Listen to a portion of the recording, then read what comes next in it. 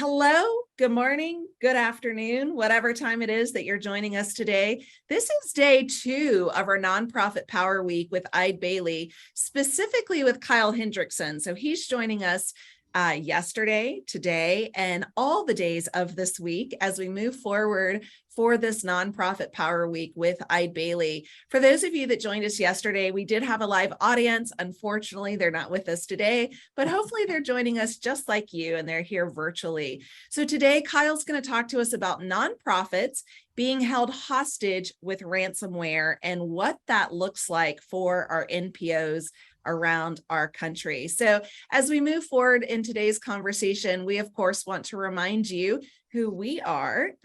So Julia Patrick, hello to you, Good CEO morning. of the American Nonprofit Academy. And I'm Jarrett Ransom, your nonprofit nerd, CEO of the Raven Group. And we are honored to be here day in and day out to be of service with our presenting sponsors. Again, huge shout out to Bloomerang, American Nonprofit Academy, Fundraising Academy at National University, Be Generous, Your Part-Time Controller, Staffing Boutique, Nonprofit Thought Leader, and the Nonprofit Nerd. We are marching, get ready for this, towards our 700th episode. So Julia started this in March of 2020 with me, but she coaxed me in saying it was going to be 2 weeks. And so I think I'm being held ransom on some on some occasions, but you can find all of our episodes and archive just plentiful on Roku, YouTube, Amazon Fire TV, as well as Vimeo.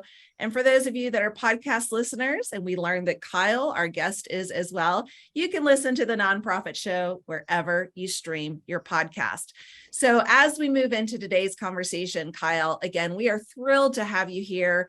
So glad that we didn't scare you away yesterday. You did a fantastic job kicking off with those top 5 tips for us. So again, Kyle's joining us, Director of Cybersecurity at Eide Bailly. Welcome back.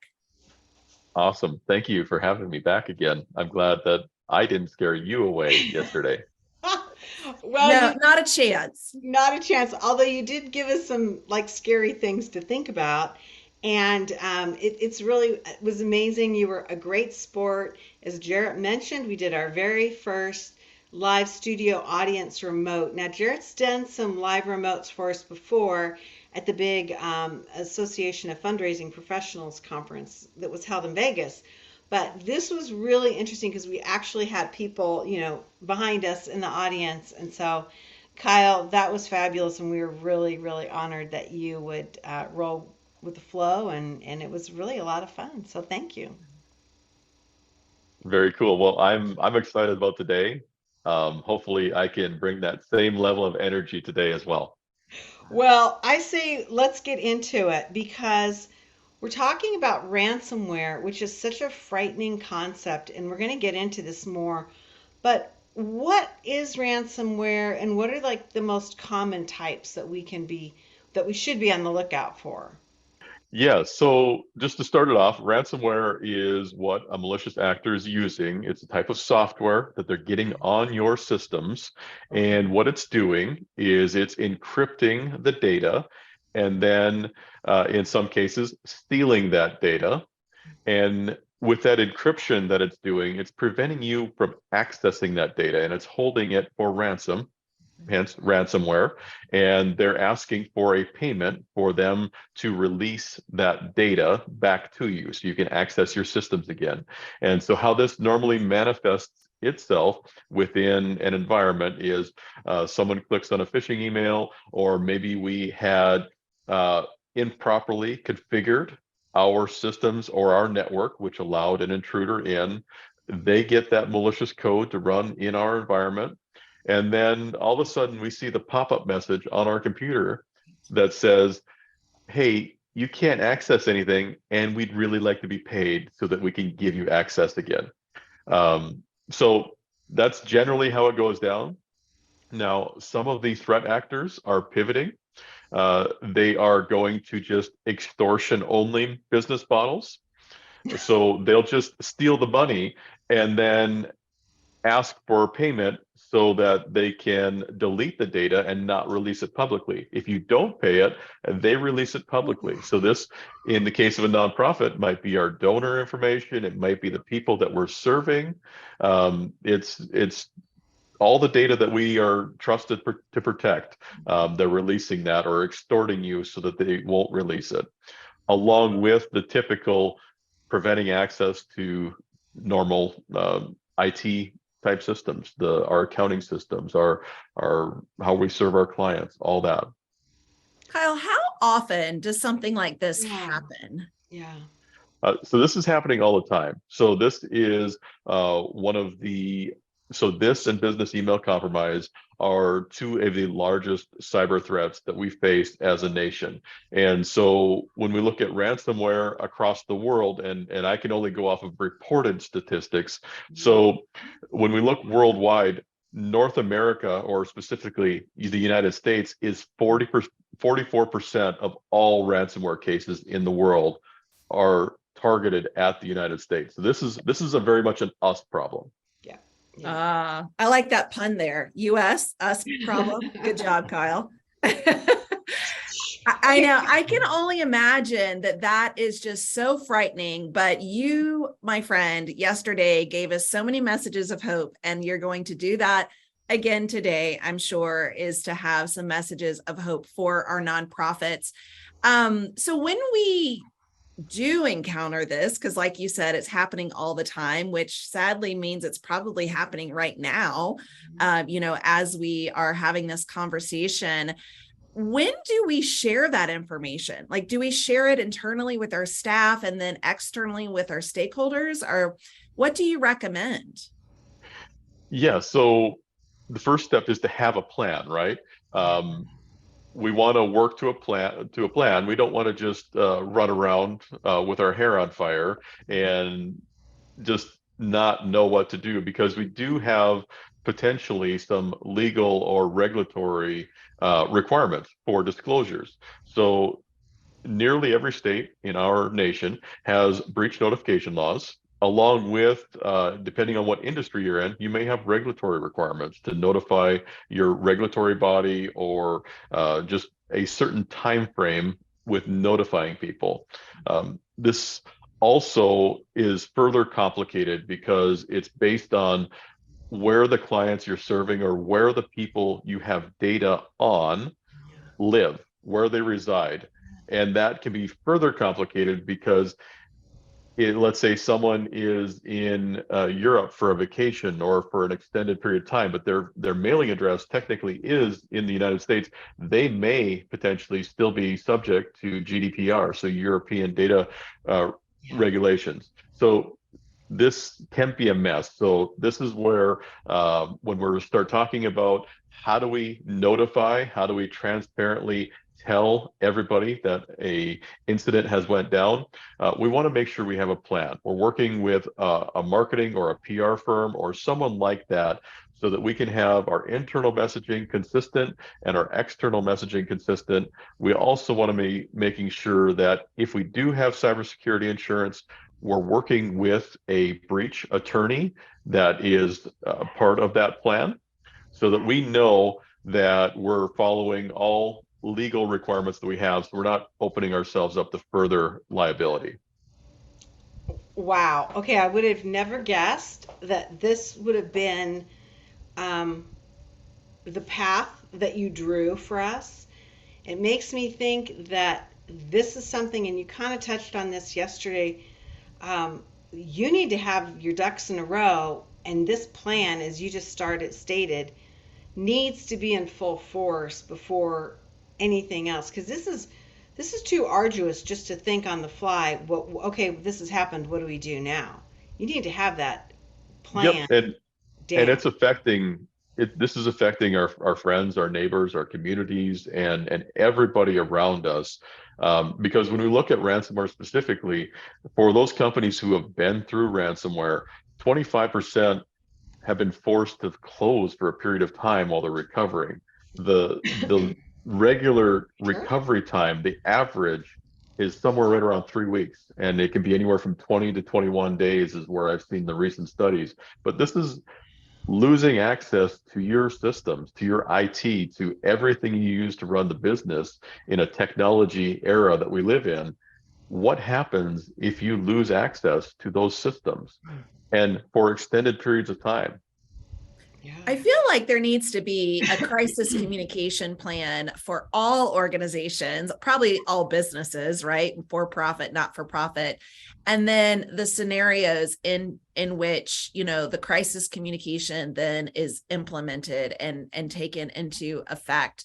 And you're right, Kyle, that message, again, yesterday, for those of you that watched, we kicked off Nonprofit Power Week with Kyle, our new bestie, yesterday. And, I learned for the first time of the cybersecurity insurance. And so my first call would probably be to that insurance provider, to then, determine what needs to happen for our next steps. And I'm assuming that they too have some boilerplate language that can guide you in this communication. Is that a correct assumption, Kyle? Yes, so we want to make sure that when we're doing our testing, so we want to talk through this before it actually happens. And Right. we call that a tabletop test.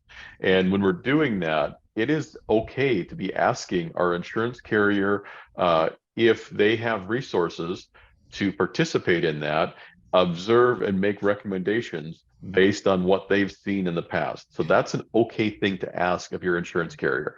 It's Right. also okay to ask of other business professionals that your organization is working with. So whether that's an outsourced controller or an outsourced CFO or whoever's helping you with the finance side of things, they may have leadership expertise that they can lean on for things that they've seen in the past as well. So I would reach out to all of those other places that you already have a business relationship with, or a trusted professional you can work with that has been through these types of things for guidance, and if they would sit in on a tabletop test.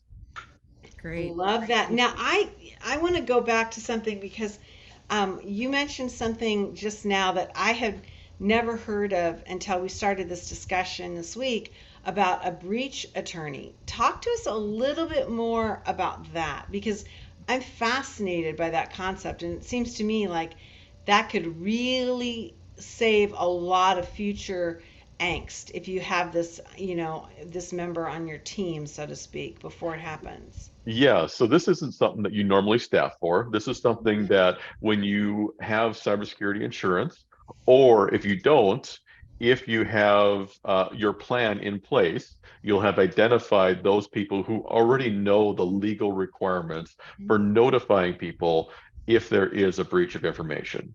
So these are lawyers that specify or that specialize in breach notification law and cybersecurity incidents. So these are smart people. They know what's up. They know all of the different regulations and requirements between all of the different states and all of the different countries that the people you're serving may be residing in. And not every state, not every country has the same requirements. Some may require within 48 hours, some might be within a week. It may have different definitions of what a breach is.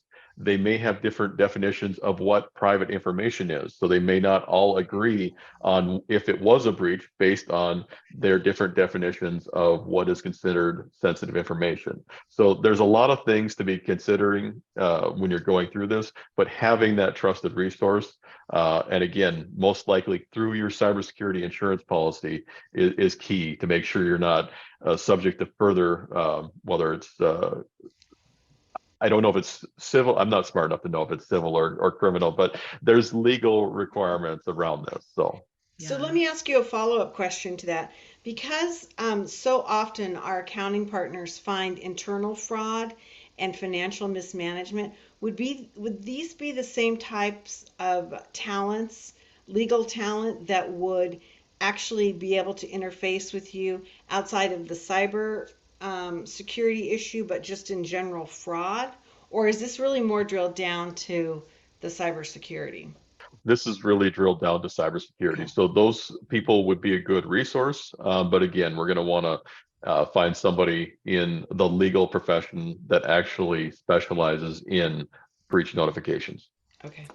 I feel like there needs to be some, and maybe there are, maybe I'm just not privy to this information, some roundtable discussions with other nonprofit peers about, cybersecurity and being transparent with the stakeholders, because no one is immune to this. Like everyone, this could potentially happen to absolutely any organization. And as we learned yesterday, I believe the number that you shared with us, Kyle, was $250,000 is like the dollar impact.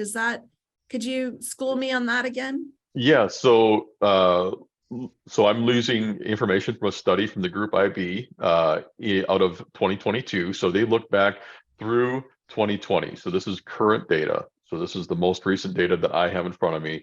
And the average ransom demand was $247,000. And that's increased 45% since 2020.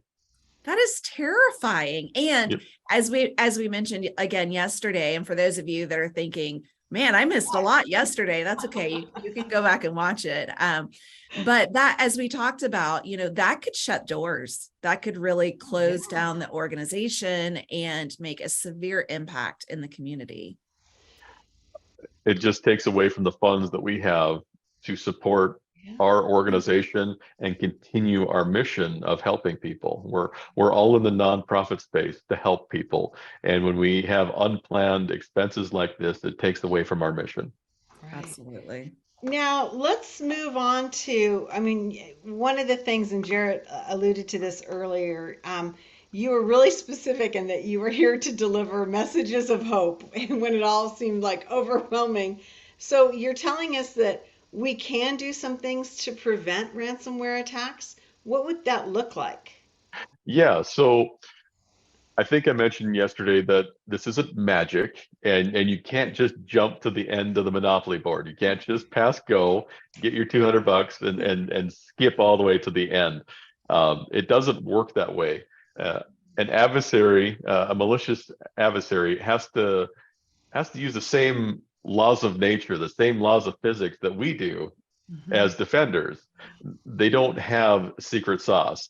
And what I mean by that is an adversary still has to get malicious code on an endpoint. They have to get that malware into your environment or take advantage of some other way of logging into a system. They have to be able to survive a reboot. So if they don't lose access if a computer restarts, they have to be able to remote control that computer from somewhere over the internet because they're not physically in your office. They have to be able to elevate privileges. They need to get more rights than what they have when they landed on a computer.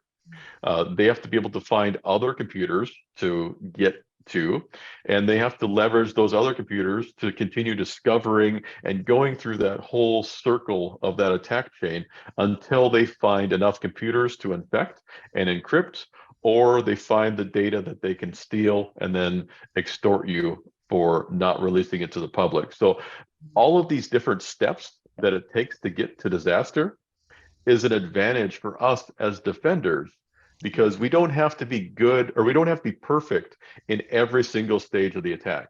Yeah. We just have to be really good at enough of them to catch things as an incident before there's any notification requirements, rather than waiting until disaster when we get all of this pain that's delivered upon us.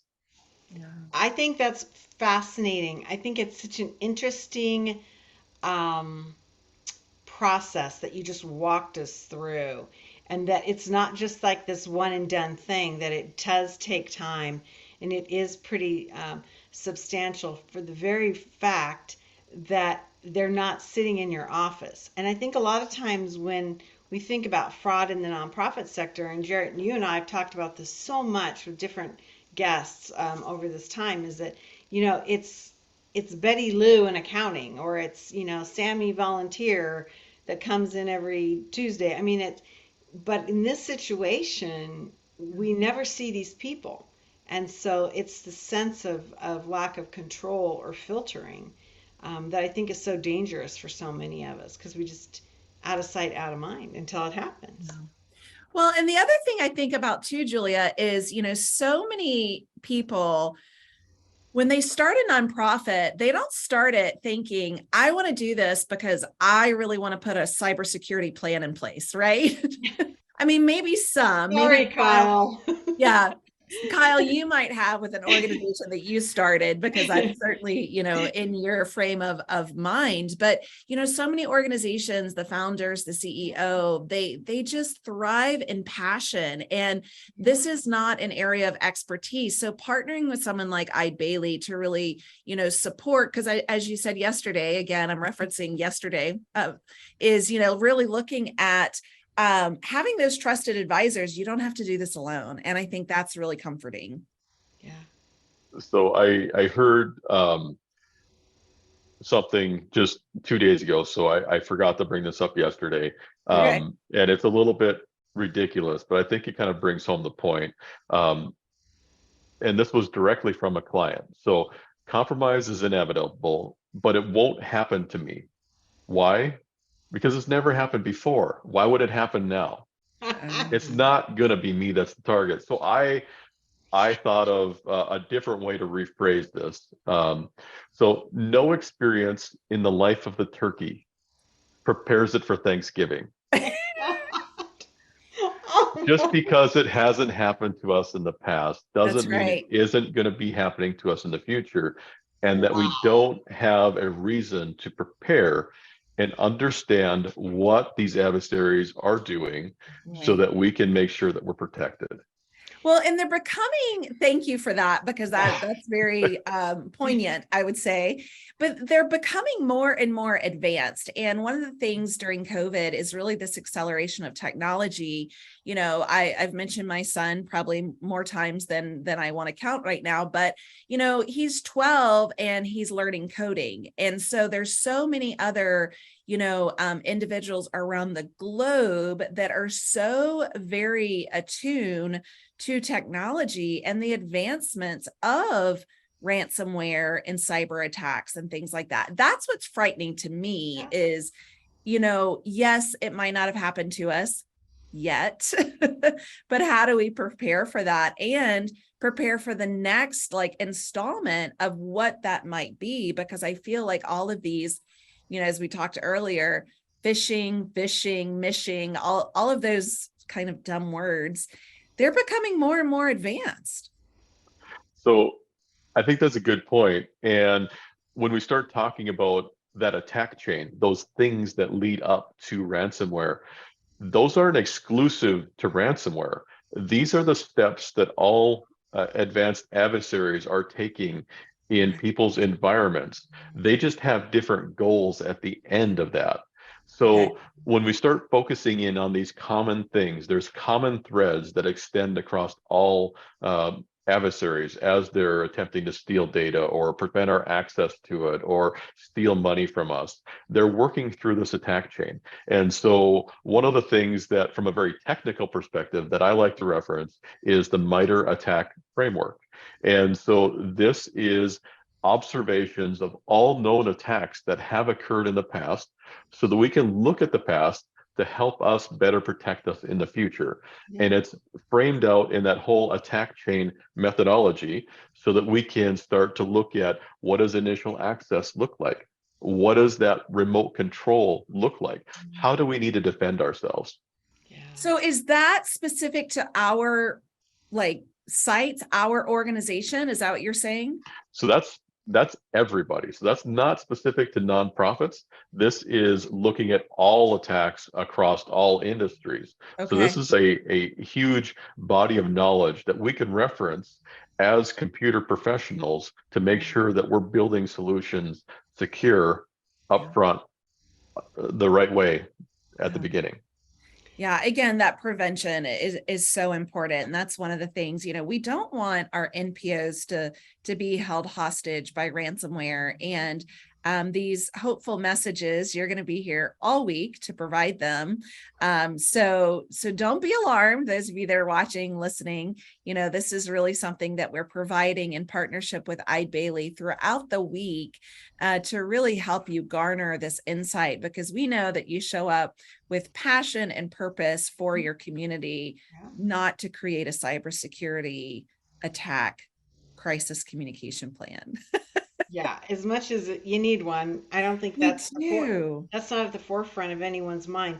Yeah, as Jarrett mentioned, this is a really interesting thing. Nonprofit Power Week, working with Eide Bailly specifically on the topic of cybersecurity for this whole week. If you've missed an episode, or you want to make sure that you don't miss an upcoming episode, go to thenonprofitshow.com, where you'll be able to register for reminders, access the library and of the archives. I mean, there are a bunch of different ways to stay with us on this, because it is really one of those discussions that we're not having enough. And as Kyle has educated us in just 2 short days, the extensive way that this is penetrating our nonprofit sector, Yeah. changing, and it's vast. And so been really interesting, Kyle, to have you on and talk with you again today. Kyle Hendrickson, Director of Cybersecurity with Eide Bailly, coming to us. He was live with us in Phoenix right after the show yesterday. Bless his heart. He got on a plane, flew back to North Dakota, and wow, here he is back with us. And so this has been really interesting. Thank you, Kyle. Well, thank you. And I think one last thought that I'd leave you with is we're putting this in the context of cyber risk, and we're talking about that all week here. But I think cyber risk is made up too. This is all just business risk. This is impacting our businesses, our communities, and those that we're serving. Yeah. Great point. I Yeah. love how you phrase that, and that makes it even more important to share this concept, because because of the impact. So thank you for that. Super valuable words. Again, I'm Julia Patrick. I've been joined today by the nonprofit nerd herself, Jarrett Ransom, CEO of the Raven Group. Jarrett Ransom, you have the perfect last name for this week, my friend. I know. Wow. I know. I couldn't have asked for a better name for this week, but I'm not holding anyone hostage. That's for sure. This is nothing within my wheelhouse. I'm learning so much from you, Kyle. Truly, I'm so glad that Eide Bailly, again, as an accounting firm, I mean, I send so many clients to them when it comes to audits and just overall financial support. To see this marriage and the complement that it provides to this risk prevention, that is fascinating to me. And it really just shows that Eide Bailly is a true partner in the sector. We talk all the time. There's 1.8 million registered nonprofits in the US, not to mention those that are not registered, but 1.8 million. So we appreciate this Nonprofit Power Week and the partnership of Eide Bailly. Yeah, super powerful. Hey, again, we want to thank all of our presenting sponsors who are with us day in and day out. They include Bloomerang, American Nonprofit Academy, Your Part-Time Controller, Be Generous, Fundraising Academy at National University, Staffing Boutique, Nonprofit Thought Leader, and the Nonprofit Nerd. These are the folks that really help us have these conversations. And to remind everyone, Kyle's going to be back, and so if you've got questions for him or comments, go ahead and send them our way. You can access that through thenonprofitshow.com or connect with us on social, because I'm sure, as we have, there have been a lot of questions that have come up and just new things that we're hearing. And so we want to make sure that while we have Kyle here in the hot seat, we get those questions answered. Well, and Friday, we're going to put him literally in the hot seat. He and I will cover our ask and answer. So if you do have a question, send that in and we will add that to our Friday, or as I like to call it, Fry-yay ask and answer episode. Yeah, that'll be amazing, because so much new vocabulary, new concepts, but we really need to move this discussion to the top of the heap. Yesterday, Jarrett, you asked me a question at the board service that I do. If we're talking about this or hearing about it and we are No, not enough. And so not. this is one of those things. Well, as we like to end every episode, we want to remind ourselves, our viewers, our listeners, our guests to stay well so you can do well. We'll see you back here tomorrow, everyone.